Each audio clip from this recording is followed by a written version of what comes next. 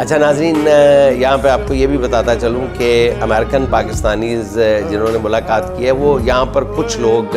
P T I کے اندر سے ہی شروع ہو چکے ہیں کہ جناب یہ لوگ یہ پہلے یہ کہتے تھے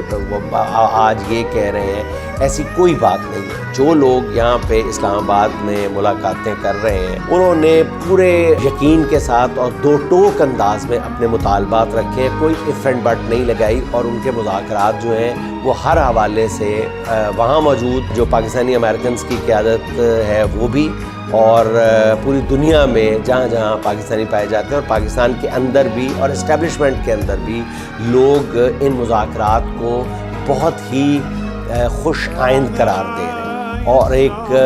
گڈ سٹارٹ کہا جا رہا ہے۔ اور ناظرین، آپ کو یہ اس بات کا تذکرہ بھی ضروری ہے، یہ جو پاکستانیز کا وفد ہے جو اسلام آباد میں ملاقاتیں کر رہے ہیں وہ یہ باتیں کیوں دو ٹوک انداز میں کر رہے ہیں؟ کیونکہ ان کو پتہ ہے کوئی بھی بات اگر پی ٹی آئی کی یہاں موجود لیڈرشپ سے کی جائے گی تو اس کو تو توڑنا بہت آسان ہوگا،